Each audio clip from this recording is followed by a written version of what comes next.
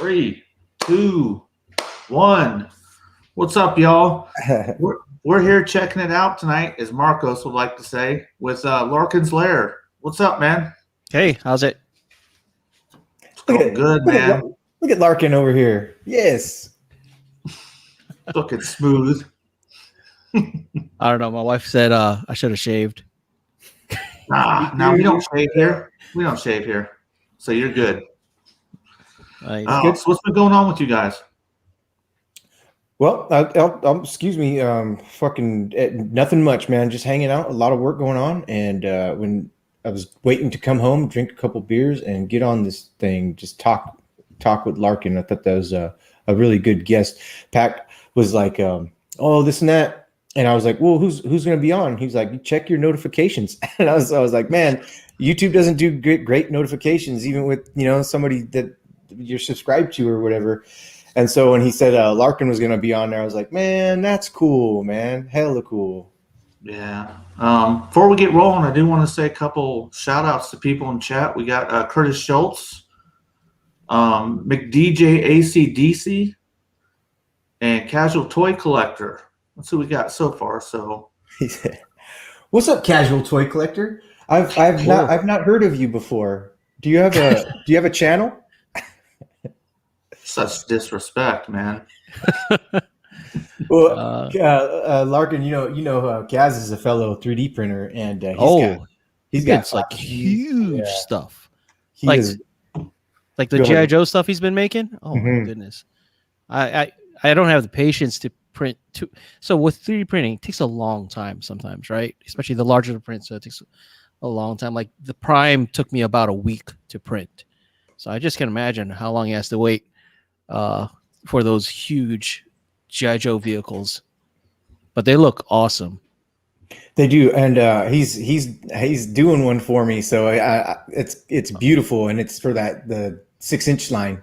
Nice. Obviously it's what he's doing, but it's beautiful. And he showed me a picture. He showed us a picture today or yesterday through a text, and it looks really good. What is he printing out for you, or is it a secret? It's a white on white his tank. White treads, white wheels, white. So like Arctic his tank or something. It looks like it's like a snowcat, and then he said he's going to do a little like a logo in the back, or even if it has like a single red Cobra logo on it, it'd be sick. It's just I just got a place that I got for it, it's going to look good. That's crazy. Yeah. What would look good on that? Like he was saying, the snowcat. I like the Arctic stuff. If it could be Arctic camo, you had the gray camo with it with the white, that'd be tough. But man, that's like all in the 6-inch scale. I mean, I have the his tank, and that's pretty big for the 3 3/4 inch. So I can only imagine how big a 6-inch scale one is. Well, he was doing that little scale comparison, just like he's like, look at this, the regular 3 3/4 inch line, his tank, and then he brought his out right next to it, and it literally looks like it's a baby's toy, like in comparison. But ridiculous. Nice. Hey, Kato's inside here. Cool. Well, hey, Kato, John Ottawa Ladd, and Zach Keel. Say his last name. Marcos, you did it. Zach Keel. Easy Oi. Yeah. What's up, John? What's up, Kato? So I'm itching to get to this thing, Larkin. I want to see that Optimus. Okay. Hey. Can I say something first? Because I swear, Larkin, I knew Larkin 3D printed. He did the Jetfire Siege War for Cybertron Jetfire sword. I thought that was really good, and then that's what caught me on to watching Larkin's some of the 3D print videos and stuff. And then when I saw his real quick video of this Optimus Prime, I was blown away, bro. And I swear, I always try and hold back my excitement when I put a comment in, but sometimes I can't help it. It's just beautiful to the 9 on this thing, man. I can't believe it. Thanks. It's it took a long time. Let's see if I can get it on. I'll put you on blast, Larkin. Here. Okay. Now, whoops.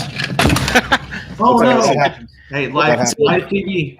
I know. Like I said, I didn't glue it just because I wanted it to be able to take it apart and put it away. So it's So the sound that it made when it hit right now sounds like it's solid. It sounds good. It sounds it's a lot of plastic, so you can see me putting it together. So here's I like watching you putting it together too. So, man. So I have rare earth magnets holding the legs, but I didn't put it for the arms yet. Look at the man, the silver, the blue. It almost looks like you put a little bit of like his abdomen area. His abdomen's vents got some like dry wash is what they call it. Yeah, it's always hard to hold it and show the camera because, yeah, there's some washes, some panel lining, some highlighting, and dry brushing. The paints are all metallic. I wanted the metallic look, so the red is a metallic red, and the blue is also metallic as well. The chest is painted. Well, no, the chest is a clear plastic that was printed, but yeah, it's now here. Here's the cool part: the file that I bought for this model, this is actually printed 50% of that size. Oh shit! dang. The actual size, yeah, I downsized it. I mean, the actual size of the model would take so long to print, but I don't know. Maybe one day I might print it. My wife is probably going to look at me like, "Where are you going to put it if you print it out?" So 100%. would that be the size of Lewin Resources at that rate? Yeah, it would probably be close to 2 feet tall. So this is 50%. So just imagine this another 50% bigger. I'm trying to get it in scale here in the screen, but yeah. So next I'm gonna try to do the Megatron one, but that one. So the hard part, because it was 50% of the scale, I had to split the model up a lot just so it can fit on the printer bed. Because the hard part with stuff like this is the printer bed is too small to print the single part. So the legs I split into 2 parts because actually, yeah. So I mean, I'm gonna take it apart here. What's up, Damien Christ? So you see the leg piece here? Yeah. I actually split it up into 2 parts because the file itself is just one piece, but I couldn't get it to fit on my printer bed in just one piece. So I split it into 2. And then, so you see on the bottom, I put some rare earth magnets. Yeah. Man, dude. To hold it. But yeah, it's.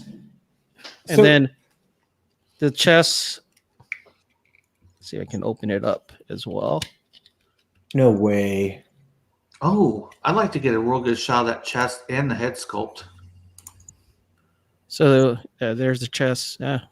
Look at that crest on his head. That's perfect. Yeah. Look, them inner workings is really nice. Yeah. So yeah, there's a lot of detail in there to paint and stuff. I love detail. I'm not a smooth guy. I'm not a smooth over guy. So when I dropped it, the ear did chip off, but I can glue that on again. But you know, the cool part about 3D printing, I can just print another head. Did that just happen now? Yep. Yeah, I just did. Oh, I'm sorry, dude. No worries. It's right here. I can just it's really a little super glue. It's really easy to fix. Wow. Man, but that's that. If you drop anything, if you dropped your IDW Optimus Prime from G Creations, it's gonna break. But yeah, I'm honestly I'm having a hard time trying to move it on the camera. I'm like I'm going left or right or stuff. But yeah, so this is 2 pieces of plastic, clear and red. So Can you see through the clear? I think you can. Oh yeah. Yeah, Yep. a little bit. Marcos, can you take it over? Yeah, go ahead, bud. Yeah, so you know, while printing this was pretty fun, I think the painting was a lot of fun as well. So I painted it over a couple of nights. So do you use the real small aerosol to do the excuse me, airbrushing, or do you just do everything with a brush? So the big parts here, like this red, I use Tamiya spray cans, and then everything, like all the little detail in the gun and the silver here, I used just by brush. Damn, dude, that is Hey, Crimson, how you doing, bro? Hey, Crimson's here. But yeah, it was a lot of fun to do, and like I said, there's a Megatron file that I wanna. Yeah, this part took a long time to print as well. And that's got a little bit of hollowness too in it. That's a nice bedrock right there. Yeah. So yeah, this one is kind of hollow. This printed in 3 pieces, and then I glued it all together, and then painted it with some. What did I use? Texture paint. Texture paint, and then dry brush and all that other stuff. So this whole thing took over a week to 3D print. That doesn't sound bad at all. But I'm running 2 3D printers at the same time. Wow. So I was running the red on one and the blue parts on another printer, just to kind of speed things up. So I'll probably do the same when I do Megatron, but I'm gonna probably save that for later. So when you do Megatron, how is his? Because you can generally see what Optimus Prime that's a nice look for his head and his sculpt. It almost looks like a IDW / but it's definitely not Generation 1, right? So what do you think that the Megatron is of a similar design. I don't think it's designed by the same, but it's definitely not pure G1. You have all the little like in the Prime one, you see all these little parts inside. The Megatron has the same thing as well, so that would be kind of fun to work on because little intricate details. Do you own the MAS-01 and MAS-02 Optimus or Megatron, the tall ones that don't transform? No, I don't, but I've seen it's kind of similar to that style. That's what it looks like. Yeah. So the funny part is the reason why I printed this the Prime, when I saw it, I saw this one video on YouTube where this guy was reviewing the $2,000 Optimus Prime statue and stuff. I'm like, man, I would love to have that statue, but I'm not paying $2,000 for it and stuff. So this one is probably, if I printed it at full scale, it'll probably be the same size as that. Dang, man. Did you see the who is it? They made a 42-inch Devastator, and they've done some other stuff in the past too. But yeah, I saw that. That's all polyresin stone or whatever. And I just saw it flick by my YouTube a couple of years back, and I really want that RC. And she's like standing with her gun out, and she's standing on like this thing. It's like a part of a machine or something like that. It looks really, really good. But they're not making her. It's imagination creation. Oh, the 3D printers overheat. Yeah, these are 3D when you shut them off for a while, or can they print? Oh no, 3D printers, they're made to print for days. Like you can have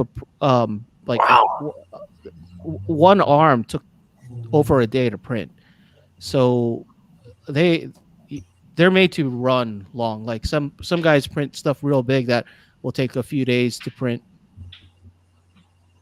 So yeah, they can, like, I think this torso took over a day to print. As it should.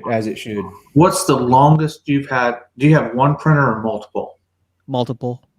What's the longest you've had any one printer run at one time? I don't know. Like for a print job, or just run continuously? Because the longest,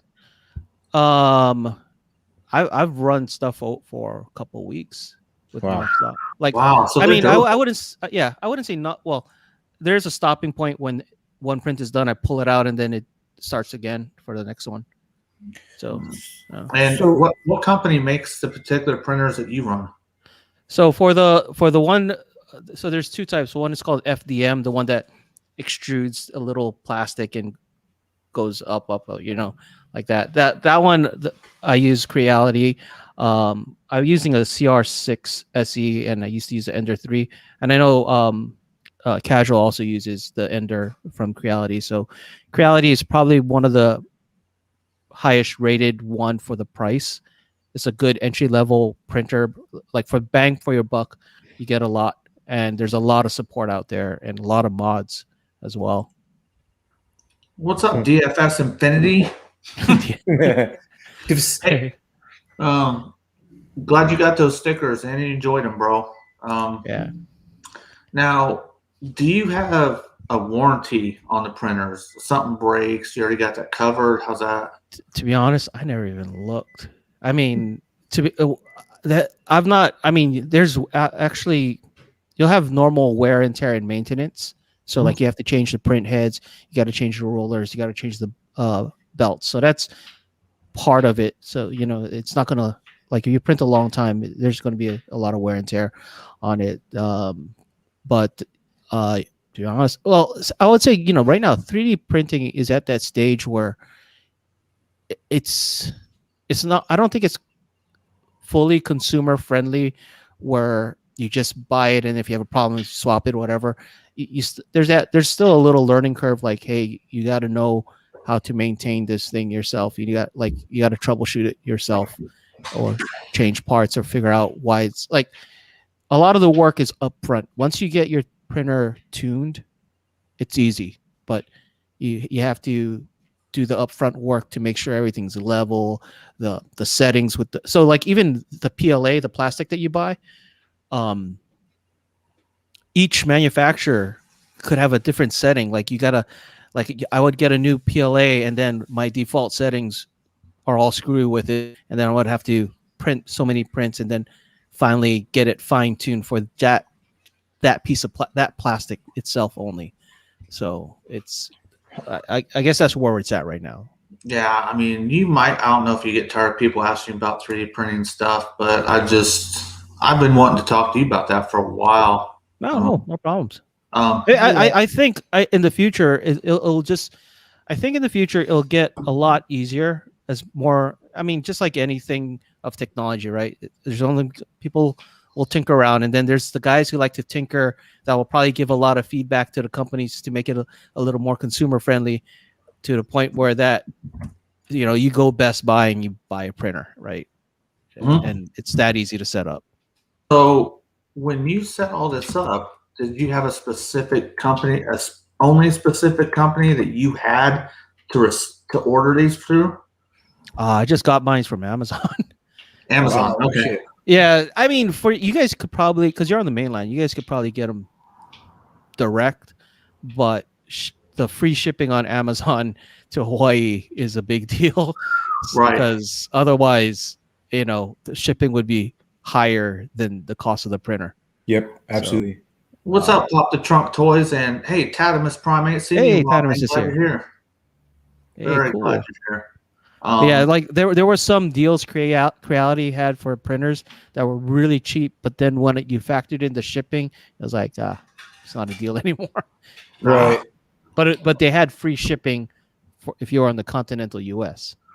Are there any other 3D printers in your area that you guys talk with and we're like, hey, bro, check this out, I did this? And no. Well, I have a couple friends, personal friends that have, and we talk story about it, but we all kind of got in at the same time. So over the years, we've needed less and less of each other's help, because we, eventually everybody figures out, right? And now they do their stuff, they can maintain their own and all that stuff. But every so often, if we get a hang up, I'll call and say, hey, I don't know what's going on with this or something. Okay. I think I would get stuck printing all anime statues. Man, the cool part, there's so much content out, some paid and a lot of free content out there that you can just download and print. Wow. And stuff. So, and now there's, in the Transformers community, there's like guys that are now putting out full transformable models, which is kind of crazy. Transformable? Yeah, Oh wow. full on masterpiece scale transformable models that you print and assemble yourself.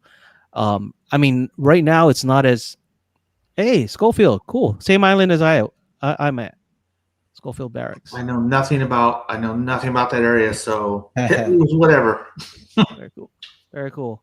But yeah, I mean, right now it's a little rough, but I can imagine, 5-10 years, you probably have a new um a new classification of third party of guys who just sell their files. Like, hey, here's this is the you have third party like Fans Toys, Fans Hobby, and all that stuff that give you the actual toys.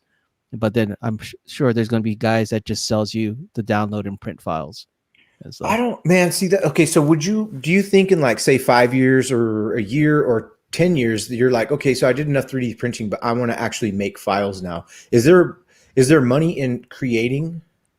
I think there is because there's a site called Cults 3D, and you can buy like certain Transformers files. They're not free. Some guys that but a lot of them they charge very little, like $2-3 for it. Some guys still charge higher if it's a more complex. Like there's this one guy who made all 6 Constructicons transformable. You can buy the files. I think if I recall, the whole set for all 6 of them was, I think it was under $40 or $50 for the files. And then I seen guys who took those files and scaled them up and scaled them down. They scaled them up to Masterpiece, scaled them to Chug, and then scaled them down to Legends. The same file. How crazy is that, man? Like, and then you just like, I have this one file and I like this scale, so I'm gonna print it out on this scale. I mean, it's still not there yet, I think, for consumer friendliness, where like the average collector can just say, hey, I'm buying this, and then the next day I have the toy, right? But I can see, 5-10 years from now, it's a different, where people are selling digital files and folks are just making it on their own. Because now, like with resin printers getting even more affordable, I can imagine that people just resin print their own action figures and stuff. Like I printed a I'll grab it, but I printed out a Mandalorian figure as well. Somebody even made a collection of the retro 3 3/4 inch Star Wars, all in retro style, that you can download and print. It's kind of crazy. That is cool. So do you think that that there's a movie? I think it's The Sixth Day with Arnold Schwarzenegger, maybe, and they 3D print human parts like an ear, and there you see the laser like going like this. Bionics type deal. Just I know dentists are using 3D printers to recreate fillers and all that stuff. Fillers, aligners. They're doing aligners. Yeah, absolutely. It's crazy, man. DFS says, any experience with 3D CAD software? Been tinkering with Creo, but I'm not sure if that's optimal. Okay, I'm not really great at 3D design. I've been tinkering around with Auto Fusion 360, which is free for personal use. And then there's Tinkercad, which is a web-based, which is probably the easiest one to use. And then also Google SketchUp. But I gotta admit, I'm still learning, so I have no expertise in 3D design. I've made simple things like, a small gun or filler or whatever, but there's guys out there who makes way more complex stuff. All right, so we've hit him up enough about the 3D printing. He probably gets tired about talking about. No, I gotta be honest. You guys are probably the only guys who have asked me in detail. Yeah. Well, okay. So this is, sorry, P.A.K, if I can steer off this one more. Go ahead. Your that Optimus Prime. Now everybody's got to say, how much would you sell that for? Now we all know that the hours involved has to be accepted. You put in 30 hours of paint and print, and it's a gorgeous figure. And then your own perfection into the painting takes a toll on cost, or excuse me, upgrades the cost, right? Yeah. then you sign the bottom of it, which makes it even more. Oh yes, You know what I mean? Definitely gotta be signed. I told Larkin the other day. I mean, I want all my collection to eventually be custom and be signed by certain people, and I'm like, Yeah. right there. I've never really thought about. I mean, I can probably come up with the plastic cost and printer cost, but when it comes to the paint costs, it's very hard for me. It's And like priceless, huh? well, because See you later, Tad. hey, see you later, Tat. This is it's a pastime. You know what I mean? Are you still having fun doing it? Because is us collectors with OCD, whatever we do, when we zone in on something, sometimes we overdo it and it's not fun anymore. But we don't notice it stopped becoming fun. We just keep doing it. You know what I mean? So, what? Okay, I don't like spending a lot of time on one particular project. So, I probably painted this over 3 nights while watching TV. Oh, like you're good at that. You just lay back and you're doing both like that. So, I'm, I am not a perfectionist. There's a reason why I kind of go with the more weathered look, is because you can kind of get away with a little bit more in terms of mistakes than having those. Oh, you ever seen those Gundams that are super clean lines everywhere and stuff? I can never do that. That's in my perfect. opinion, a transformer should have that kind of brush, that dirt, he's a warrior. He's seen some stuff, so that's the way I like him. Yeah. So in comparison to like Flame Toys, like I would never attempt to try and copy a Flame Toys paint job, because it's so perfect, and it looks like Tarn came right out, like he was born and then he became Tarn. Like he didn't go through 18 million years of fucking fighting and shit. So I get that. I like the weathered look also a lot, actually. I probably like it more because I'm kind of lazy at plus it's really hard to get it like when I see, like, I can appreciate those guys who do those Gundams and the cell shading stuff, because they have to get all the lines correct. And if they make a mistake, they gotta kind of fix it, right? And stuff. So I don't know, like, and that's probably like, some guys ask me if I do commissions. I don't do commissions, mainly because it's a pastime. In real life, I have a normal business. I kind of don't really want my hobby to be a business. Right. Now, I do have a legitimate question I have to ask you, because as I do more and more things on YouTube, this show, do the toy hunts, do the comic show, I'm having a real hard time finding time. And I look at a guy like you who's got such really good videos, review videos. You take time, you have time to 3D print. You got the job going on. How do you juggle so much like that and still something? Because I was telling Marco today, I'm like, I'm about done with editing. It irritated me today, no end. Oh man, I don't know if I have good advice on that, man. I mean, how do you continuously juggle that, or just come natural? So for me, like, I don't review stuff if it's not fun. If I don't feel like it, I don't do it. So like, even though I collect stuff, a lot of stuff, you probably notice I don't review it all. I don't attempt to be, and I don't attempt to try to be the first at it or get it out. I never pressure myself to try to get anything out right away. If I get something out right away, it's because I'm excited about it. Kind of, right? So it means like, I'm like, this guy, whoops, just came in. Oh, I don't really like all the Transformer crossovers that they do. That one does have my interest peaked a little bit, though. I might the Expanse one. I might review that right away, because I'm actually pretty excited about it. But I don't know, man. I mean, I don't know, and I tend to do stuff that is not, it's not hard. Well, to you may not be hard, but like, you edit all your videos, right? Is that just second nature to you now? I edit all my videos on an iPad actually too. Okay. So like when it comes like I can edit my videos while watching. Like I would just be on my couch editing. Maybe that helps because I don't have to be stuck on a computer to get it done. I'll just sit out and go through it and while doing something else. And I guess I gotta be Okay. honest, man. Yeah. I don't know. Like Um, you don't use a PC, you use a laptop, so you use iMovie to bring everything in and do your editing. Well, there's a program on the iPad called Lumina. I use that Lumina on the iPad. Are you iMovie, Marcos?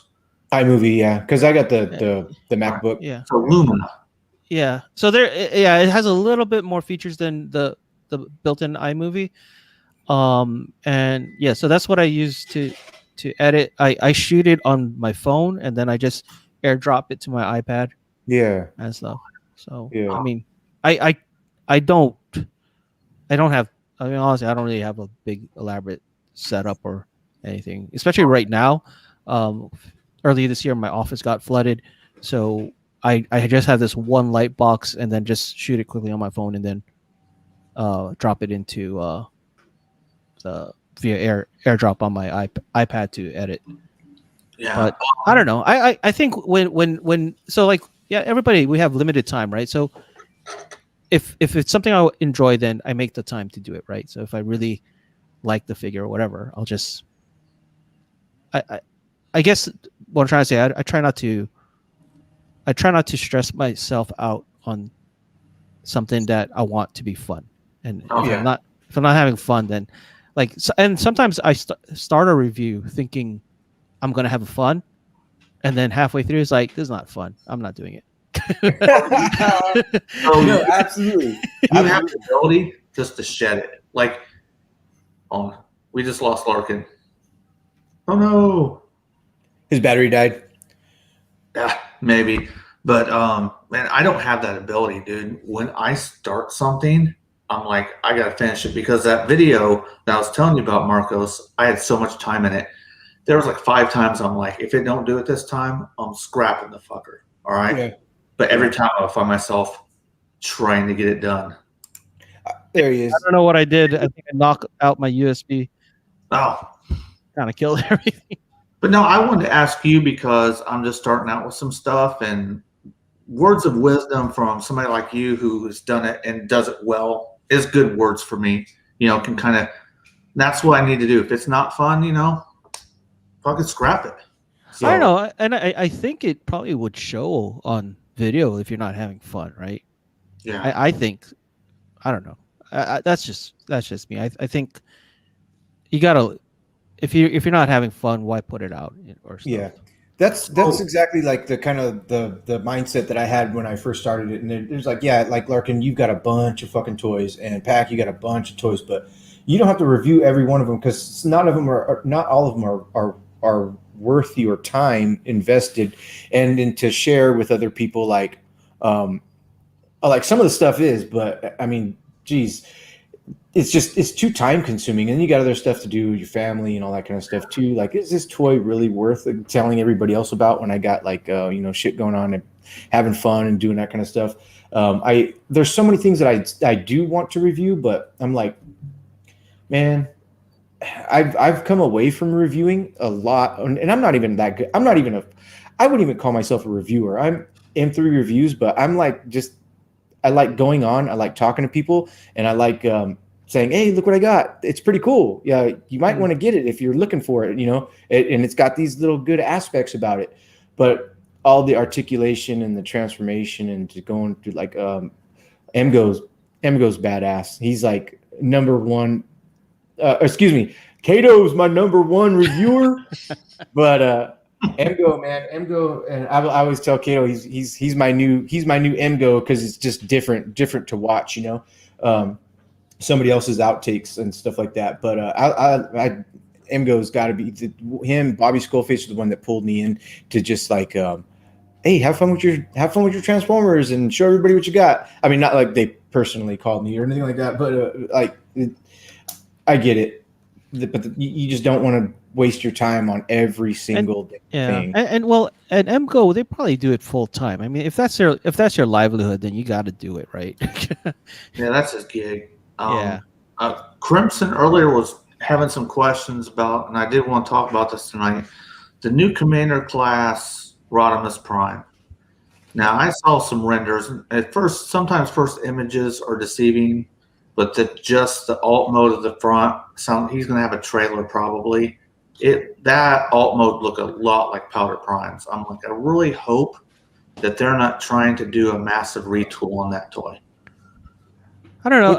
I don't think it's to be honest, I don't think it's because I have the Power of the Primes one. I think it's new, and I'm hoping that cockpit area opens up. And you it needs to. If you're doing something from the movie, and that's one of the scenes at the end where it opens up and you get to see the size of him, you know. But well, they did say the Japanese translation said there's a trailer. So, well, you got a picture? I don't have a picture up right now. You haven't seen it? No, I don't think so. I think it was just announced 2 days ago, maybe. Yesterday. But my thing is, Commander class. If you can share screen, Larkin, you have it. You can. I have no problem with that. I'll post the. I'll shoot the link to it. Was that the one that Briag 45 was talking about today in dub? I didn't get to make it in dub because I was sticking with that video all day, almost all day. So I put the link to the story, the T-Former story. Okay, where's it at? In the private chat.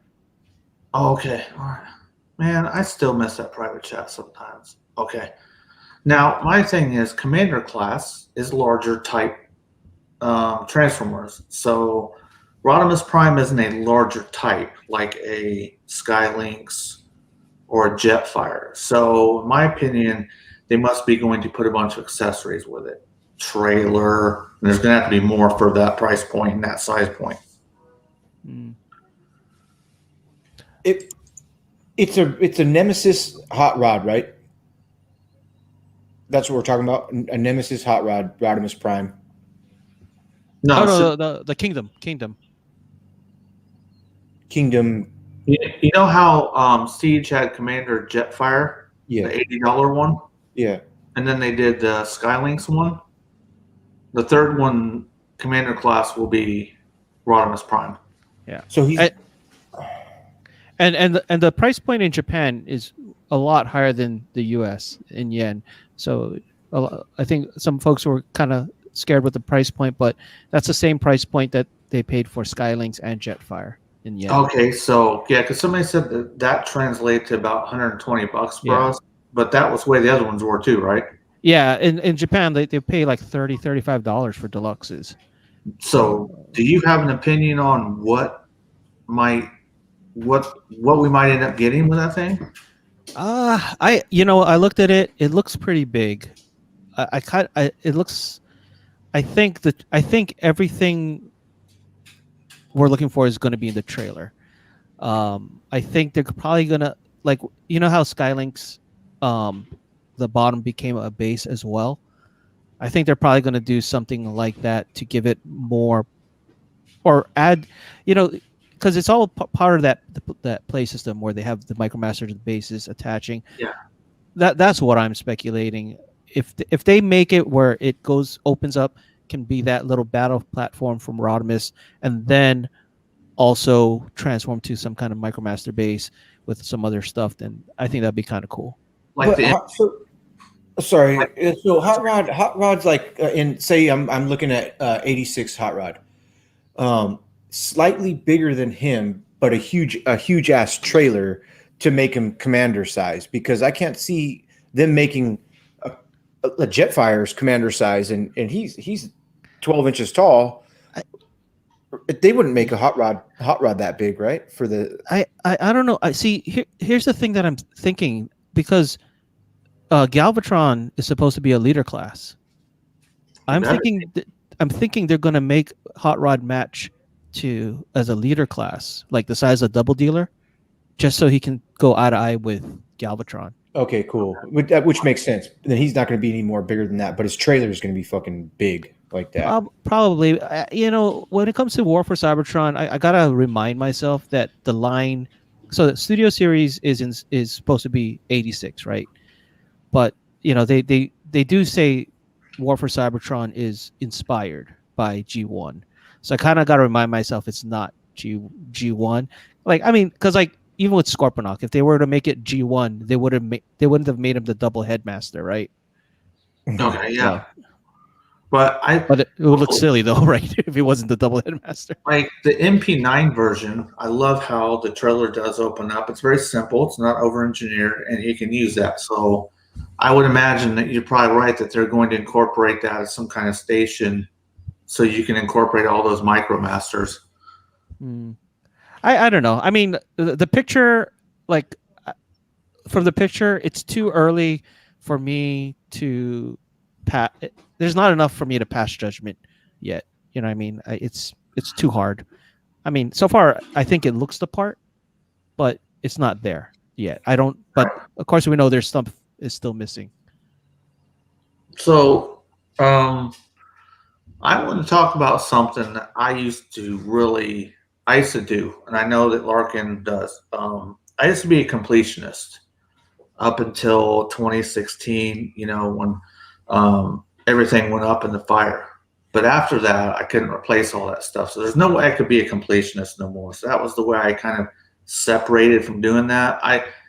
But I used to be that for 16 years, hardcore. Just if I was in on a line, I was getting the whole thing. And while I was doing it, it never bothered me. But when I stepped away from it, I'm like, I can't do that again. How did I do that before? But like space is the big thing. So I'm very impressed how you can do that and still have the space you need. Well, so before this line, I wasn't, and I may not be after this line, but I did tell myself. So when Siege first came out, it really got me excited for Transformers again. So prior to that, I wasn't a completionist. I just cherry picked what I want. But I told myself, I used to have all of the Beast Wars figures, and I wanted to have one line where I had everything from at least one of everything from that line. And I'm like, it's a trilogy, so I can be a completionist for 3 years, right? And I told myself, if I'm going to complete any line right now, this War for Cybertron line is probably the closest to what I want from G1 that we'll ever get. And so far it has been. I mean, it's not like all the figures are perfect or anything, but as far as what they've been putting out, it's really the closest to G1. So this is the last year. So I don't know if I'll remain that way after. Oh, okay. I could see myself jumping in on a line like I do the G.I. Joe Classified. Mm-hmm. Right now, I guess you would say I'm a completionist with that because I'm wanting to get them all. There's not one that I've said, I'll never get that. So I get that. There are certain lines that you do. I still have the itch, like I want to have everything from that line. But like when my son started getting in Transformers in like 2001, I completed the whole Armada line. And there was quite a bit of run in there. They had 4 seasons of that show. I think 3 years it went on. Because I remember toward the end they had the Beast Wars shoe-ins, the Air Razor and stuff like that. But yeah. Oh yeah, I remember that. Man, back in the day, there was so much stuff out, like in repaints and everything, so much more than today. I'm not a completionist at all. I go for what looks good, and then I wanted to look at the Cobra line, the 6-inch line, and I just told myself don't get any Joes, just get all the fucking Cobras, right? So boom, and then as far as like completionist, like as the Devastator Studio Series Devastator, I'm sorry if there's any Studio Series Devastator fans out there. He's horrible, but I do want to complete him. And then of course the Fans Toys Superion, the Fans Toys. Menasor and all those for sure, and the DJD I had to complete those. But other than that, I don't complete nothing. And everybody that comes over here, they're like, dude, you're random as hell. I'm like, I know everything. Like, it's just like, this looks good. This looks good. I become random too. So people are like sometimes, like Briag, usually he's pretty focused. And I'm like, I'm like Star Wars, G.I. Joe, Transformers, Mask, whatever just hit that nostalgia or if it's new. And I think it looks the part and it's engineered well. Definitely. Yeah, absolutely. I got my boy Omar. He's a completionist, and he won't buy like the Spider-Verse, Miles, Gwen, Spider-Man, and there's 6 to make the build a figure, right? Mm-hmm. He had the perfect chance to buy all of them for a pretty good price, but one was missing, and so he was like, "Nah, I can't buy it because that one is missing. You can get it on Amazon." But right there at the moment, he didn't do it. Anyway, he's like that, and he won't buy anything unless it's all together. Oh, crazy. DFS Infinity says, while listening, I opened Grease Pit and Ironworks at the same time. They're effing rad. I haven't had my hands on those ones yet, so. Excuse me, gentlemen. I'm going to go to the restroom. Yeah. Yeah. So I think for me, like I said, I think because of the War for Cybertron line just hit so much nostalgia for me. That's why I wanted to complete it. Basically, I figured 3 years, it's chug. It's probably not going to be too hard to complete. So, and who knows? I don't know what's going to happen after this line. So, I may not even want to complete the next one, but definitely this one is hitting all the right spots. I don't really even want to speculate what they're going to do next. I know I hear a lot of people like, "Hey, where do you think they're going next?" And I don't really think about it. I guess it's because I can keep an open mind with it. That sometimes if I start a conversation, I might think, "Oh, I'd like to see this," and then they don't go there, and I kind of push away from it. It's kind of like movies and TV shows. I don't do trailers. I don't want to be persuaded before I touch. Or yeah, one thing I'm kind of learning, because like I've been collecting since 1996, right?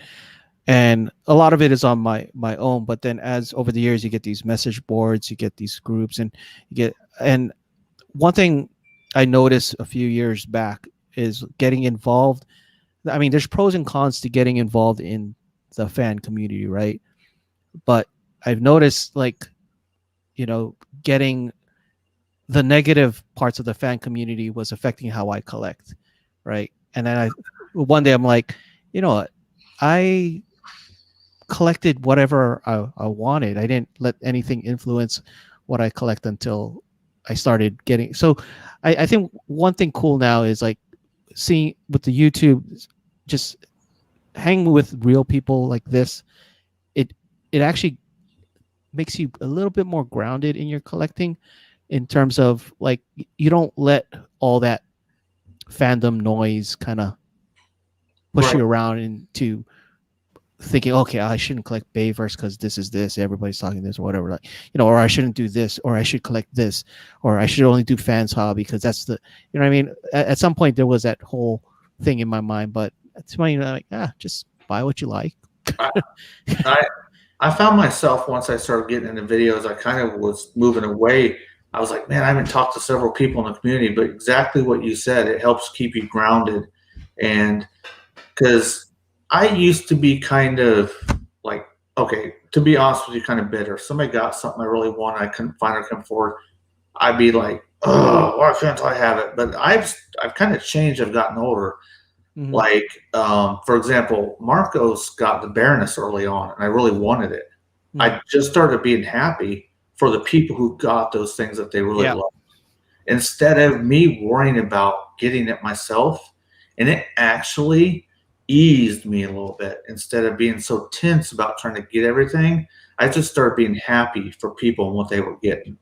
No, that's good. I mean, it's a good attitude. And I think what a lot of people don't realize is your attitude actually you have control over your attitude, and that affects how you feel, opposed to letting other people or outside forces control your attitude and changing how you feel, right? So it's a good attitude to have. The pit of judgment is what really finished me off, because I love the movie, and that thing came out, and I couldn't get it, and it was sold out real fast. I'm like, I don't know if they're gonna so I was really aggravated. I remember talking to Crimson about it, and then after the conversation, I was like, "What are you doing, dude? This isn't worth getting worked up for. You just need to chill. If you can't get it now, that's fine. If other people have it, be happy." So, and now it's available for pre-order again. Yeah, right. I've also learned that too. If you just chill, things come to you. It's like, I didn't know this when I was young, but there's a whole thing called the universe. What you give to it, you get back. Yep.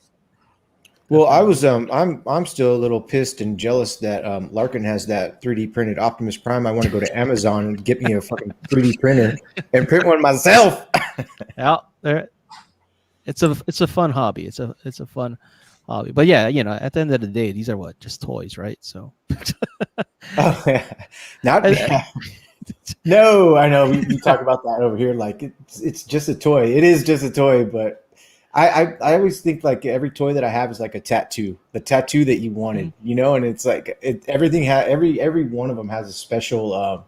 I know that sounds stupid, but every one of them has something special that I like about it, Oh, definitely. I mean, like for me, there's special, like every figure, there's a special thing for them. But if I had to choose people over plastic, I'd still choose people, right?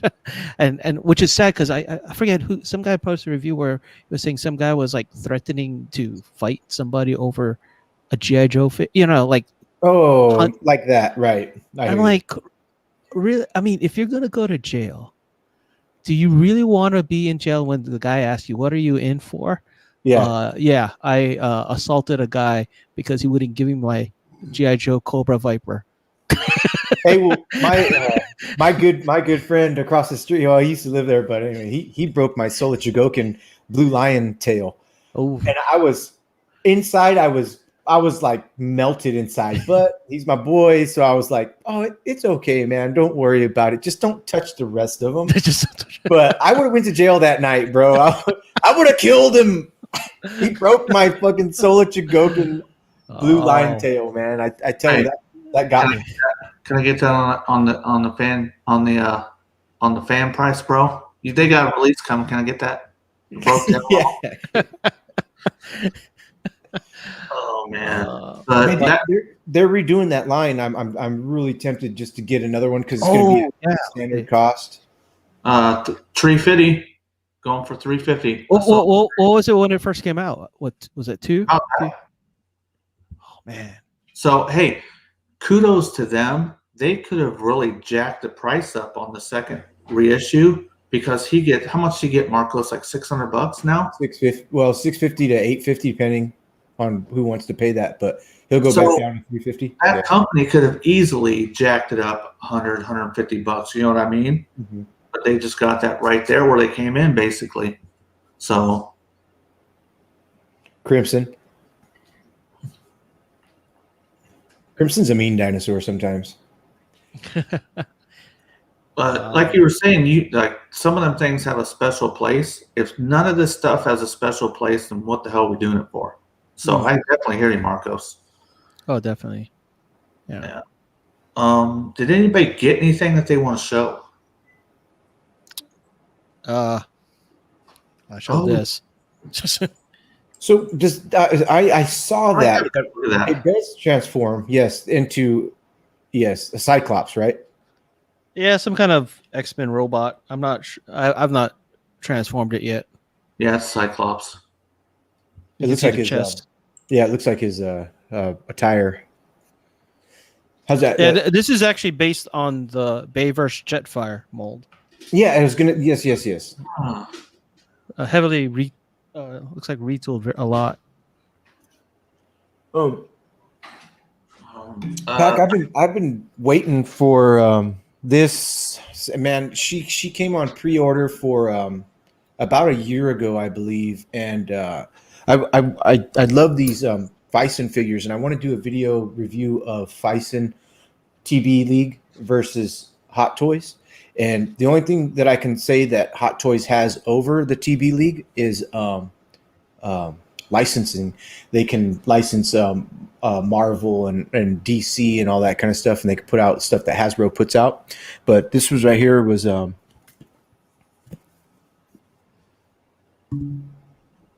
the Cure, First Sword of Death. Nice. This girl. Yeah, Oh, and cool. so she's a 12-inch figure, and she's soft and all that kind of stuff. And she just opening. I haven't opened. I just got her today. FedEx just dropped her off, and I was looking at the toy Big Bad Toy Store. I had to. I do like those, and the only other 12-inch Fison that I have is Anubis, and I want her and Anubis to be in the Sideshow puts out the it's a double wide acrylic thing, with a little LED lights in there and shit. So I have the singles with turntables, but this one is a double wide and it doesn't have a turntable or nothing. But look at so this came in it came in the box, but this is the stand that she's going to go on in the detail. Nice. Yeah, and it's pretty heavy. It's I believe it's got to be resin, but it's got a nice felt bottom. See that? I don't even know what that said, but TB League. It's cool. It feels really nice. So I got that, and then since I'm going back to the gym because Marky IV made a contract with me, I got this stuff right here. This stuff. What is that? This is Animal Stack. It's a month cycle of like pills you pop, but they're like all the vitamins and stuff just for cool. Getting back in the gym kind of thing. So that's all that I got there, P.A.K. Those two things I was waiting for. I'm curious. Is that figure that figure? Is that the one? There's like no joints, visible joints on them. Yeah, she's seamless body, the stainless steel inside skeleton, and I've got two other, but they're the 6-inch scale, and she's my second 12-inch, and Anubis. They're like her boobs are going to be like soft, her arms are going to be soft like that silicone, and just thinking about like between her the TB League and Hot Toys. Hot Toys is just hard plastic. I was telling P.A.K. the other night, it's like a glorified Barbie doll. So I've got 3 Hot Toys so far, and I don't know if I'm going to continue. I think I want Scarlet from the first Avengers movie.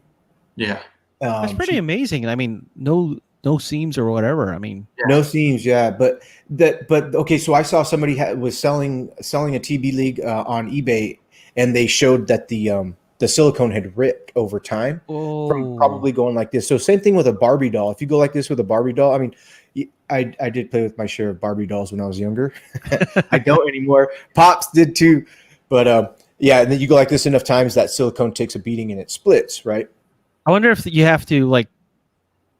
Like for Transformers or with the rubber tires, they recommend you put some kind of oil on them to keep them from cracking. Yeah, and then also like if you keep them contained, if you keep them contained in a container with less oxygen to kind of like wear the parts and stuff, you're probably going to be a little bit more longevity. But I think that's if they had like an Armor All, a little white. Yeah. But now you're really being weird. Rubbing her, touching everything. Like I'm just making sure she lasts long, girl. Hey, just say you do the same for the tires. It's just a tire. Exactly. Yeah. What works good on those? Because our figures need climate control. And exactly. That's air conditioning, but that also means air conditioning sucks the moisture out, which will dry rubber out. If you get this stuff called mineral oil. And what I've done before is I just get a little bit on my finger. Every now and then I don't want to see a shine. If I put a shine on it, it's too much. And I'll just kind of work it in there every now and then. And I usually don't have a problem with it. But it's like tires on a car. After a while, they're going to dry rot because they're out in the heat, the cold, the moisture. So you just got to put a little mineral oil lightly, very lightly on there. And they'll make it through a course of time. Yeah, there you use a Q-tip, then you won't feel kind of strange. Hey, I've used my hands my whole life, so I'm good. I can use my hands. So I wanted to do this tonight. I'm a hard sell when it comes to retail or Hasbro mainline. I'm just not that easily impressed. I've been collecting a long time, so I find myself, it's just hard to impress me. So my wife brought this home the other day. I only have one other Studio Series movie, and that's Hot Rod. So I'm gonna open it right now and just see what I think of this thing. I saw that, and I haven't seen it in the stores yet. The only 86 movie that I've seen in the stores are Grimlock, Blur, and I saw Hot Rod at a toy show. I think I want the Jazz in the 86 line. I had 2 Grimlocks in my hand and I passed them up. I just left them there. I don't know. It's a whole nother rabbit hole to get into, and I was kind of like, but that Jazz looks great. Yeah, sometimes I think, like, with Masterpiece, Chug, Legends, it's kind of like Android and iPhone. Like, if you're in that ecosystem, it's just easier to just keep going. Like, if you already had a lot of Masterpiece, keep going on it. If you already had a lot of Chugs, it's, why? Because then you feel like you have to change everything else that you had to that same scale, right? I don't want to get too off the tangent, but that image of Jazz right there, that looks Dreamwave-ish. Is that kind of does? Yeah, it does. Do you read comics, Larkin? It's been a while, but I haven't had a series that I just stick to. I did start reading the Beast Wars that IDW did, the first issue. Yeah, I saw you in on the comic show we're doing. That's going to be every week. So we're actually doing those in continuity, not when they were released. But there's like Star Wars. There's an official timeline how everything goes. There's movies, there's TV shows, there's cartoons. Just like the MCU for Marvel. They may have come out with Iron Man first, and they may have come out with something later, but it's supposed to be at the end. So that's where the comics are going. So if anybody ever that watches our show, if they want the order of readout, I can send it to them. Get me on you too, Larkin. I can send you it on IG. That way you can see what's coming up. Let me get some scissors because it's got a bunch of fucking ties in there. Yeah, you got to get the little nippers now. Larkin, how many did you get into the 86 line? Yeah, I have them all. You do. Good. I've not reviewed any of them. But you like them enough to pick them up. Do you have doubles of any, or do you just stick with one of each? I have a couple of doubles just for customs. Normally if I get a double, it's like I have a plan to, like, I got doubles of Jazz because I wanted to make Ricochet. Because I didn't like the one that we got a couple years ago. But I think I might, yeah. I think that's the only one I have doubles of because I wanted to make the Target Master for him. I get doubles because I want one in their alt mode and one in their robot mode. But whenever I see something that's really good, like I really like Studio Series 38 Optimus Prime Bumblebee. Oh yeah, I like that one. One of my favorites. Yeah, I bought 3 of him, and I ended up giving one away. And I went on eBay and I paid like double to get another one just to have my triple back. Mm-hmm. And so I always think like the first one, second one for their alt modes, and one to keep in their box sealed forever until there's a day where I'm like, oh, that 38 Optimus Prime is going for $622 now. Perfect. So I got a triple of Nice for that reason, and I got a triple of did you see the ACP Transformers Prime ACP's RC?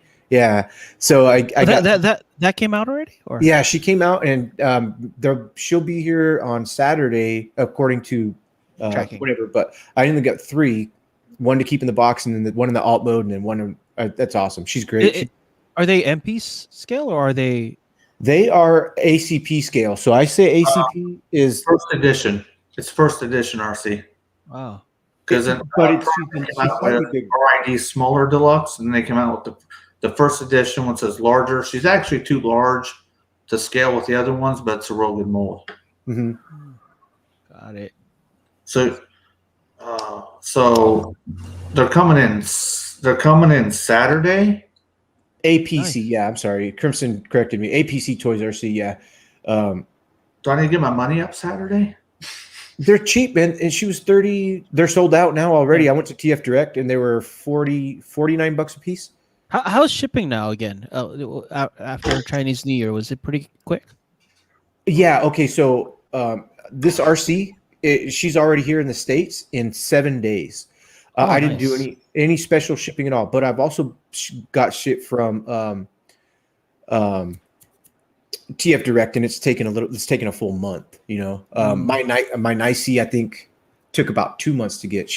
I don't know what it was at that time, but it just took a while to get. You know, but but Amazon next day, because there's a couple Amazon facilities in California. So if you order something, they're like, I love that, man. I think that's so cool.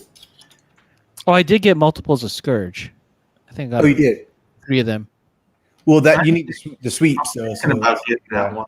I've seen it twice and haven't got it yet, and I'm not sure. You know what threw me off about Scourge, which is fine. Why did he paint his nails red? Pink. What's the deal with that? They're like that in the movie. I know, but what? So what was it in the movie? It's not blood. Like if he he had red nails. That's just his thing. So what's funny is back about 10 years ago. I'm sorry if anybody in the chat's like, ew, gross. I used to paint my nails black, so I was that guy that had black nails all the time, and I would like literally take the time to paint my nails black, and they would be perfect, just short of going to. So people thought I was like some rock star because I had the chain. I had, who cares? But so I get Scourge, I get him, but not red, bro. Did you grow them out too? Like no, negative. And that's the other thing about Scourge too. Yeah, and like I say, Scourge, that's great. Scourge, good for you. But come on, if I got a Scourge, I would trim his nails and I would do him black. That'd be my thing. That'd be my custom. Nowadays they do those designs now, right? Like they can there's these artists that actually put art on a nail. Yeah. Oh sure, absolutely, yeah. Shit, my wife gets her nails done like on the weekly, and she comes home with some pretty trick gel coats. I'm like, dang, that's like there's some depth in there. The glitters like drop back, and it looks like you can like actually see into it. It's pretty cool. There's women like their nails. My wife just showed me a big pan of barbecue ribs. Oh, so I'll tell you, if I look distracted right now, the house smells really good. And awesome. Pork or beef? If you see me keep going this way, when's dinner? Right now, in about maybe 30 minutes or so. Okay, so we got no more than 30 minutes, fellas. So don't worry, I ain't keeping a man from dinner. Hell no.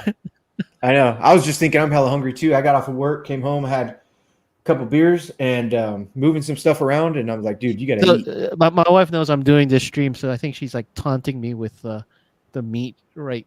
It's like probably 10 feet away from me. She's cutting it up right now. Shout out to Larkin's wife. That's awesome. So we all know how to tempt Larkin. He just wants some ribs. That's all. Meat. Yes, but what was I gonna say? Okay. So we're on a clock here, which is fine. While you were gone, Marcos, I'd known this already. I've been collecting as an adult since 2000. As a kid, like late 70s into like 86. But 2000. So Larkin's said he's been collecting since 96. There's a lot of things that have happened in the world, and just in toys, engineering, and styles. That's a lot of stuff that's happened. If you stop and start thinking about it all, I mean, when you first started in 96, what were you hitting? Well, we just said at that. So basically, what started my collecting was the internet, right? In 1995, I had my first internet ISP or whatever, and found a world of.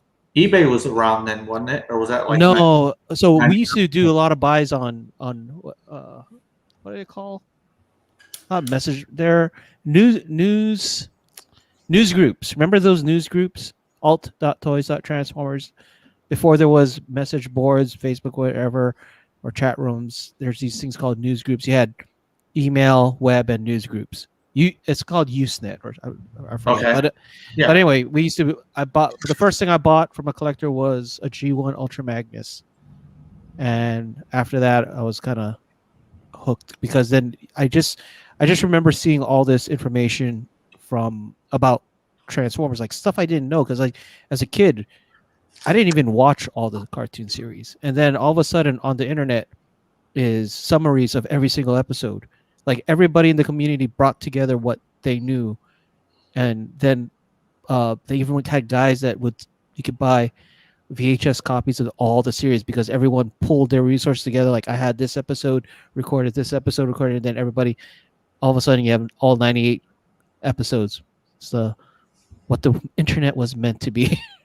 Well, That's cool. That's what I want to talk about. Think about how we had to find our toys, our collectibles, as opposed to now. You had to put in some work back then. Now you can do this, you can do that. Pop Finder now. Yeah, think about the work we used to do. You would hit the newspaper looking for anything. You would hit any conventions you could try to find. Stores. You were definitely hitting brick and mortar a lot. But you know the thing back then, because the internet wasn't so widespread, there was a lot of stuff you didn't know existed, and you didn't have the desire to get because you didn't even know about it. Right.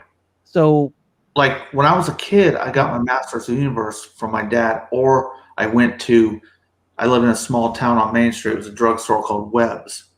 I wouldn't know shit was coming out. I would walk in there and I'd be like, who is that? Oh, that looks great. Who's on the back? We didn't have all that knowledge coming in. And it was kind of like that. You didn't know about everything. I would go to the local shop and this guy had a black Scorponok. I'm like, what in the world is that? Now that I think about it, like I'm actually surprised that I actually had a complete set of Beast Wars in the 90s, knowing that all of them were just bought walking in and finding them and then walking out, right? Yeah. Well, Cato says completing anything as a kid was almost impossible. Through 1986, I had every Masters of the Universe figure, vehicle, castle, playset, whatever. And there was a lot. I mean, from 1980 to 80, it was a massive line. There was one figure I never had. I could never find. And I had all of them. It was Faker. So, wow. Did you even have that Eternia playset? That was like end of 86, maybe 87. Yeah, later. So I would actually say beginning of 86 is when I kind of bounced out of it. But yeah, I mean, nowadays you can see store inventory.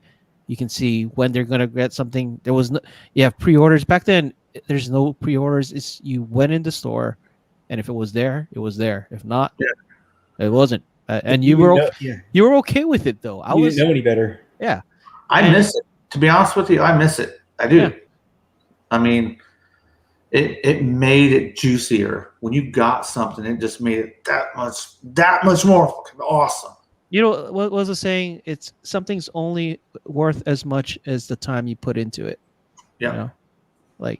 And I think that's probably nowadays when collecting, like, it becomes more like a high, like, because you order it and then you complete it and it's done. Yeah. You order and complete it's done.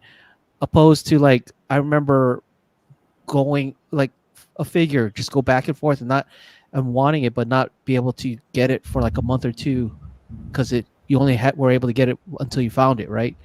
There was no big bad toy store, no Amazon, no Walmart.com. You just had to be at the store and there. Kind of like cartoons. You had to be in front of the TV to watch it. Yeah. Like for John Ottawa Lad, they pulled that up, because I was reading that while you were talking, but absolutely. So if I call it the disappointment aisle, all Targets, Walmarts in my area, they're all very disappointing. when I go through and I walk through and I look for something to buy, and then all of a sudden I come to the point where I'm like, dude, you're not going to find 86 hot rod anywhere, and you spent these last 3 weeks popping in here and there, not like every single day and waiting in line, nothing like that, but just like if I'm going to get eggs and milk and shit. Yeah. So but I was going to order them online, and then 86 hot rod, I said, no, I'm not going to order them online. I'm going to see him somewhere. And then I did. I saw him at a toy show, and he was a really good price. So I was like, oh, and that, just like John Ottawa, that high of like, yes, I got it out in the wild. Perfect. I didn't, because you could have ordered it on Amazon, but it's the endorphin release. But I did find myself doing this when I started collecting again. After I started trying to replace things, I didn't have money for brand new stuff. So I started going on the boards. I would get mitten box stuff. It had been opened, put back in the box, or maybe it was even loose. I found myself doing this. I was getting the high from finding the deal. It would show up. I would move it to the side. Next one. Get that one, on to the next one. I wouldn't even stop and to enjoy it. It was just like I was just getting one after another. And after a while, I'm like, wait a minute. What are you doing? You got to stop. You're getting too high. You're getting too high. Yes. But there's different aspects of where you can get that endorphin release from. And I whatever I lock onto, like with the toy hunting, like you said, the disappointment aisle, there's actually a technique. If you do it long enough, you can find them. Or if you do it a certain way. And that's where I'm finding out, doing them religiously again. So, and I'm going to, once I really get down on it, I'm going to make a tutorial, because I'm starting to notice a lot of patterns right now. And I'm just waiting until the patterns become more, like I got a longer baseline. But I'm finding certain ways that you can find this stuff. Time of day, time of the month, all that. Because they all operate on a schedule. Yeah. Right. So, and then it kind of helps if you make friends of folks who work there as well. Yeah. And they may not be into toys, but if you're nice enough to the person that's always in the toy aisle, and like when I go there, like you don't want to be that collector that just demands whatever, right? You're like, I usually go to the person, hey, if you're not busy, I'm looking for this, right? And really let them know that I'm not trying to, because they have a job to do. Like, especially if they're stalking, you look at the guy, oh man, this guy's stalking so much stuff, and I'm gonna interrupt his day trying to find this one toy. But normally, after you make some friends and they see you as a regular, they're like, hey, yeah, I'll go check in the back for you or whatever. You know what I mean? I think kindness goes a long way. That's what I'm doing. It's like, you gotta let your personality out, unless you got a piece of shit personality. But I go in there and I'm making acquaintances and friends in like so many places, and especially like Walgreens right now, trying to find this R10. I'm just nice, and this manager, he's going out of his way to try to find out if his store's getting them. He's calling another store to see if he can, like, they don't have a barcode for him at his store. He's like, I'm trying to find out why. I'm going to call them. But they're real nice. If you really are genuine, they will help you out a lot. Because you got to imagine, a lot of these guys who work in retail, they probably go through a lot of really angry customers throughout their day. And probably having that one customer that just comes at him without trying to complain probably made his day, right? Yeah. Well, and like the Targets, they're starting to see me, because Target employees are kind of bitter. But some of these people are starting to see me. And I did notice, I made a video about the whole Viper situation. Mm-hmm. And I found the problem to be, yes, Target employees are being rude, but there's some really loud, obnoxious collectors. And the 2 times I saw it happen, it was the collectors escalating things. Now, I'm not saying we're all bad, but in those instances, they wouldn't shut up. They wouldn't leave the employees alone. So, yeah, you got to have some tact and just kind of be cordial and polite to them. Oh, I saw some Funko collectors really. I'm like, okay, I see the employee already not having a good day. I'm like, you know what? Although I want this, I'm gonna pass, because this guy ahead of me is probably not putting this person in any good mood at all. That's funny you say that. The manager at Walgreens, I was talking to him last Friday, and he was like, "Yeah, I'm not gonna lie to you. There's some collectors that get stupid in here. I had to." Oh, real quick. Come back here. Come on, P.A.K. Get some, boy. Oh, no. There it is. Oh, he called it.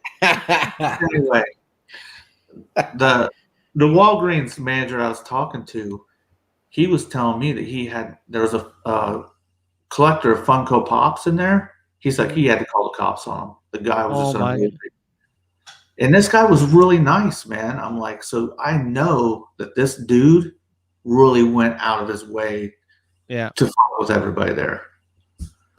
I mean, if I ever get to that point, then I gotta quit, because that's not. It's like, you know, I don't know. That's just weird already, right?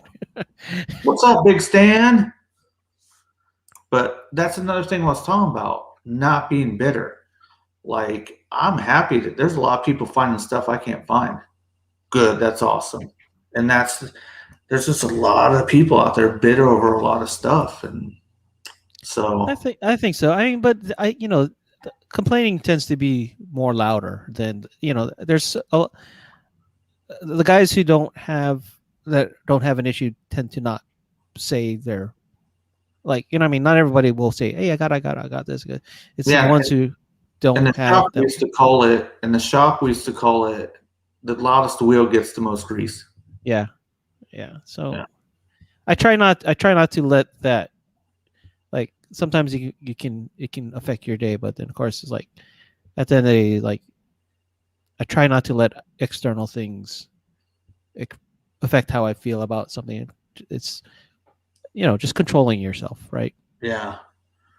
But I'm definitely finding patterns, and I'm going to shoot a video trying to help people out, because cool.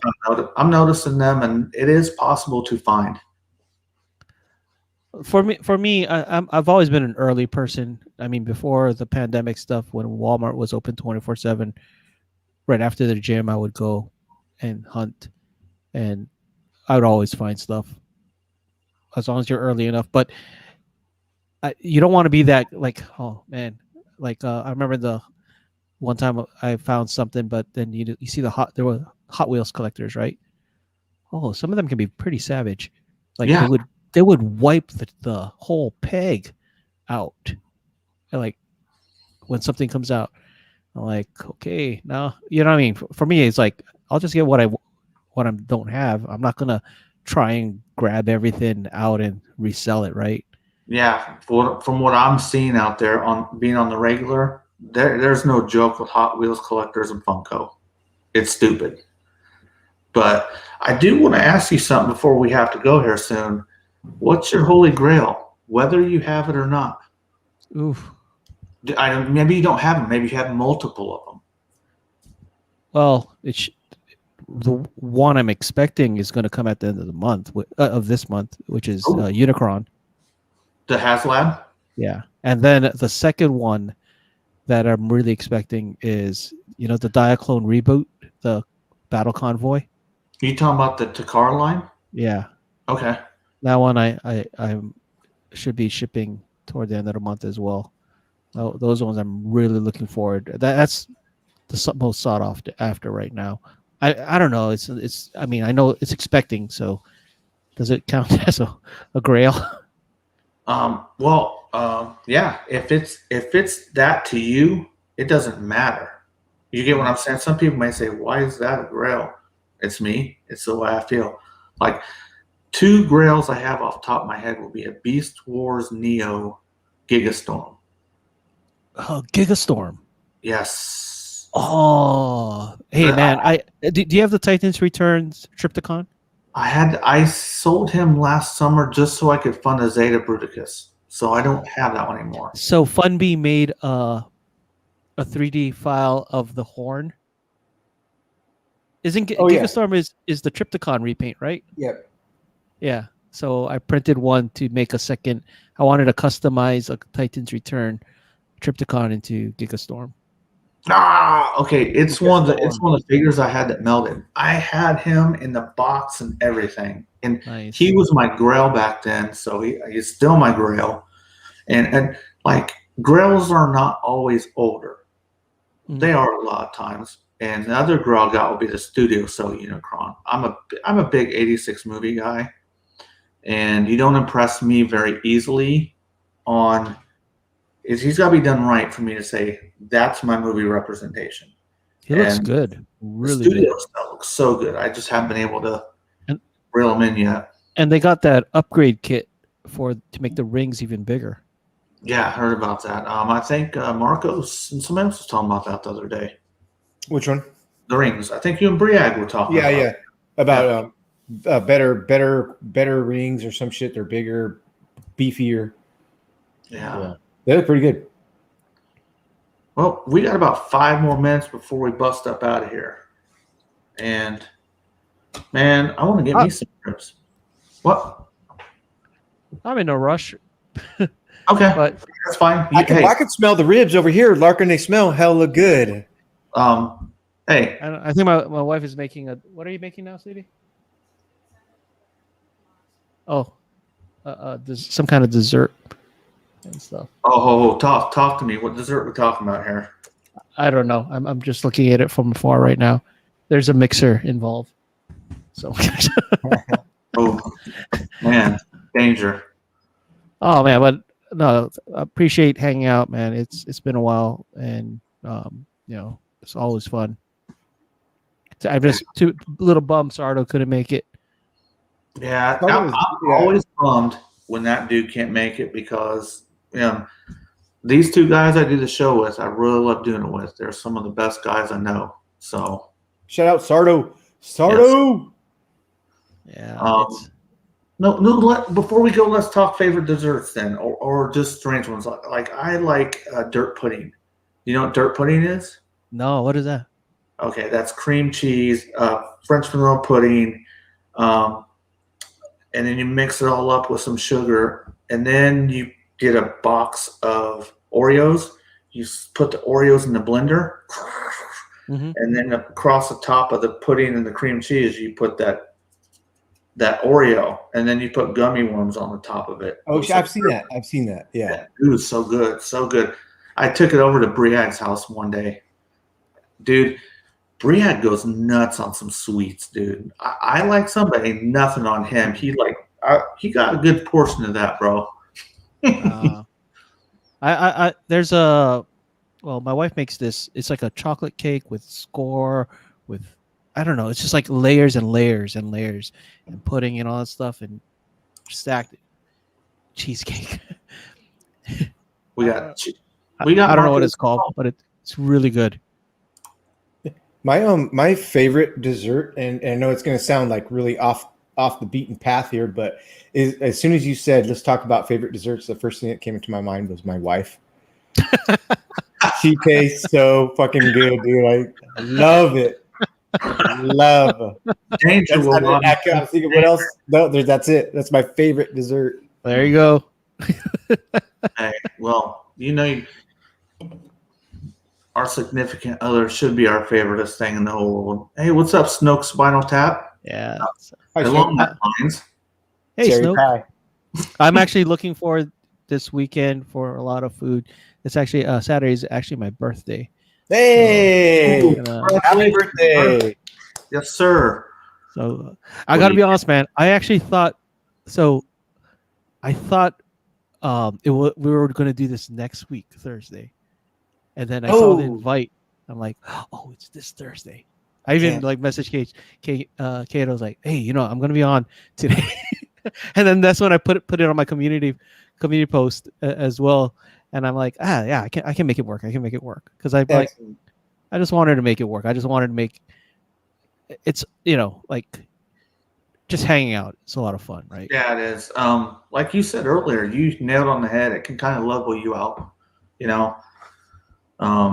Yeah, once you got a bail, you got to shout out Marshmallow. Marshmallow, we got to go. That's code word. So anybody that's in the chat, thanks, guys. Huh? No, I just reading the chat saying that happy early birthday. Thanks, appreciate it. Yeah. Banana. That's awesome. I've never heard of that. I'm not going to ask you how old you are, but I was going to also. So I'm going to be 45, man. Oh, still younger than P.A.K. Huh? Still younger than P.A.K. What is he like? What is he like? 60? No, I think he's like 46. Oh shit! Damn it, man! Everywhere I go, man, stop it. Well, P.A.K.'s a 75 baby. We're 76ers over here. Now I'm depressed. I gotta get another beer. Hey, so you're 76 too? Yes, sir. Awesome, man. Yeah, my birthday's coming up, but I tend not to. Yeah, I don't do anything for my family. They bring me a 30-pack. They tell me happy birthday, pat me on the back, hug me. So here's the thing for me. Like all my family always thinks it's kind of funny, but I always celebrate. Even as an being old, like they're like, you're the only one that's still. And I tell you, hey, one more year alive on this earth, it's a celebration for me. Absolutely. Yeah. So I hope that when I die that they celebrate that, like, this motherfucker's gone, but not really, but like, and then enjoy it, and that's how I would appreciate, but I wanted it. Yeah, when I wanted it to be a real celebration, like music, whatever. I don't want. I'll probably request. Hey, nobody wear black. Wear something bright. Or something. Or something fun, and just walk by my grave and give me a Hey, remember the good times. Remember, I mean, just I don't know. I don't. If you're gonna gather all the friends and family, they should at least have fun. Yeah. Wouldn't be surprised these are. Well, now we're doing Zoom funerals, so. That's gonna. Wouldn't surprise.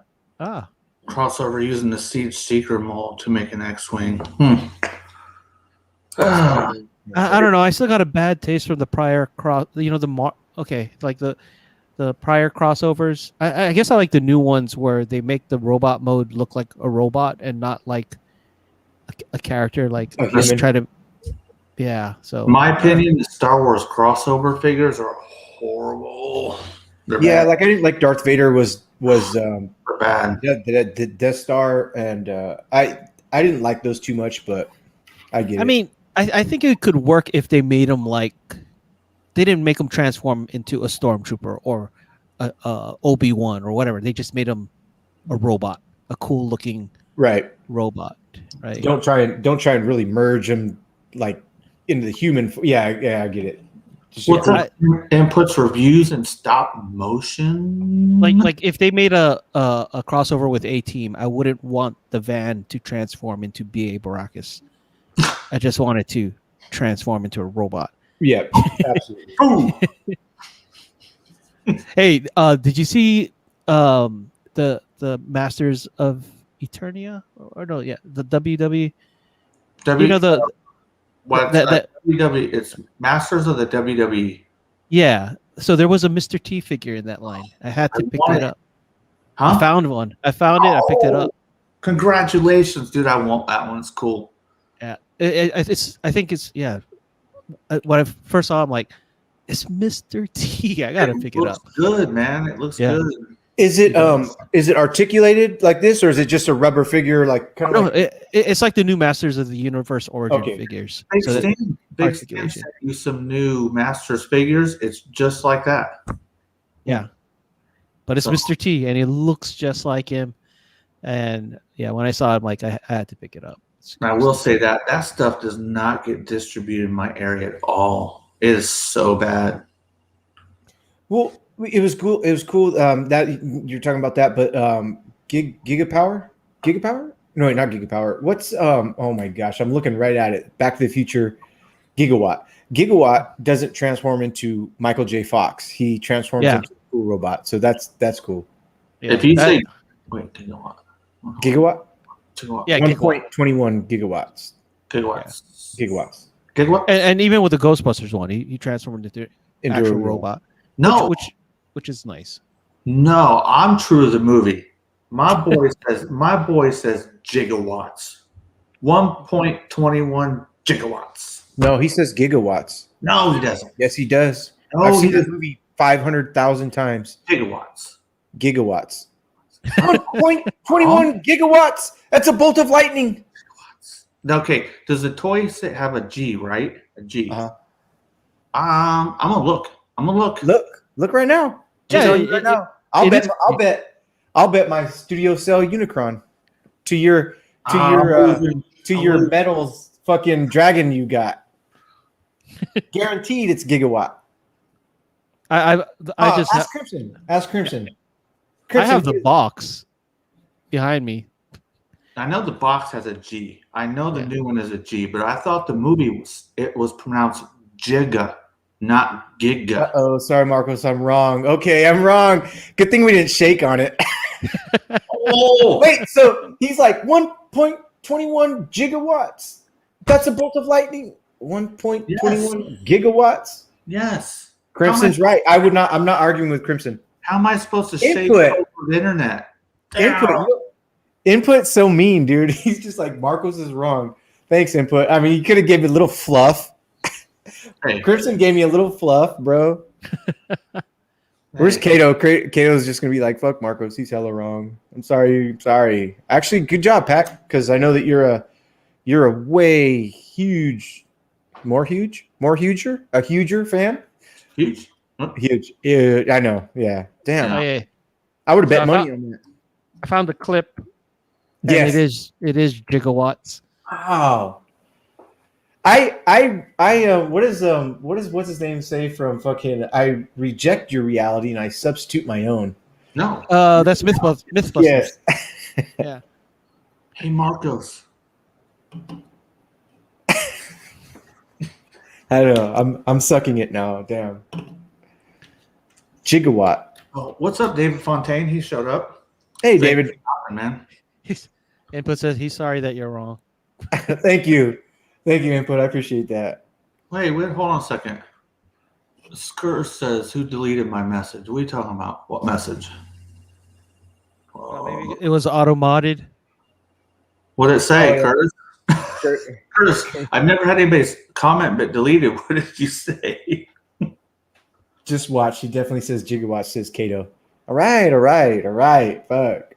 I'll take my Studio Cell knot, brother. I know. I'll mail him tomorrow. He's coming tomorrow.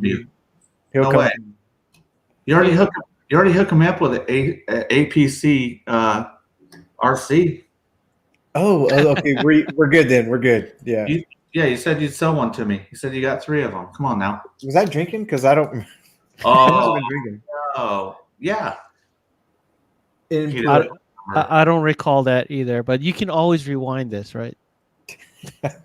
Man, Larkin, no, don't remind us. I forget about that all the time. Like, Larkin, do you watch your own videos, bro? When you're done, do you watch it like one time or like 15 times? Rarely. Yeah. I even don't even watch it after I upload it. Unless I've been doing the shorts a lot lately, so those ones I will. But I did watch your latest short with your combiners. That was pretty cool.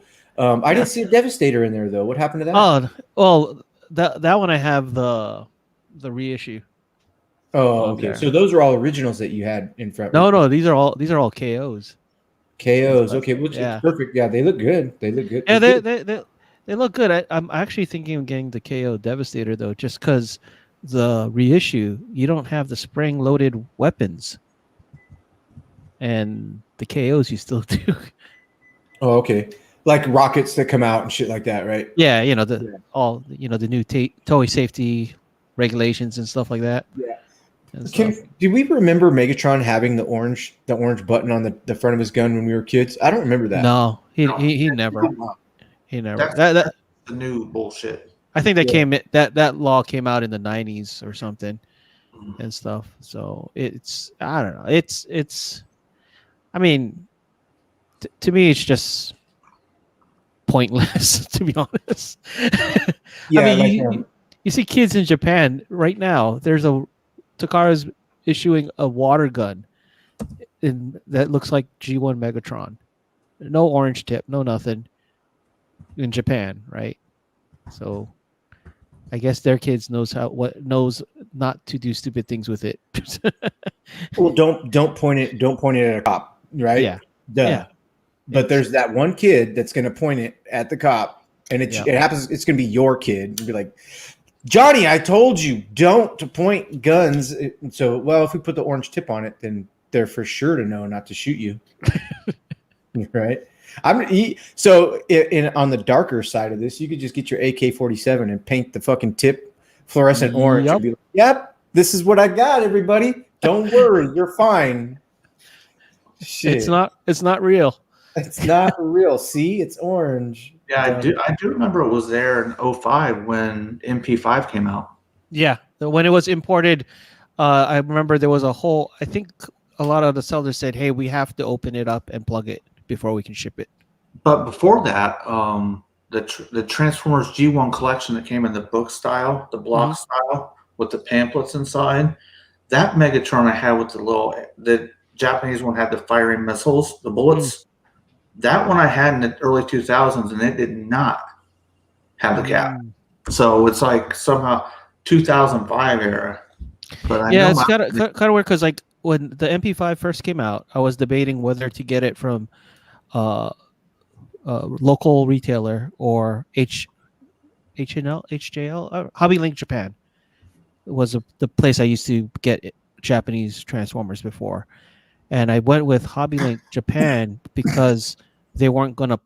The other retailers were gonna plug it, and I didn't want them to put that plug on Megatron. Yeah, that's actually. I missed that piece. That was a nice piece. That Megatron. He had the bullets. He had the sword, a mace. It was a double stacked piece when you opened it up. Really nice. Yeah, that was a nice one. When I was re-getting my stuff I had before, I got the reissue one, the D16 reissue from Takara. I think that came out in 2002. So I just love the Japanese stuff. In fact, I label them Destrons first before I label them Decepticons. Sounds more badass. Destrons. Destrons and Cybertrons. Yep. Who are Destrons and Cybertrons, Marcos? Is he frozen? He's froze. His turn. Have I froze? Oh, no, I didn't freeze yet. I did accidentally boot myself off from touching the USB cable. But yeah, he's like.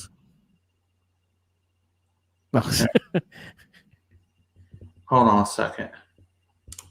See if I can fix that. Re-add him. There you go. He's back. Can you hear me? Yep. Yeah. Did you hear me like cough right into the fucking microphone? Nope. Yeah, and then you muted your mic. Okay, sorry.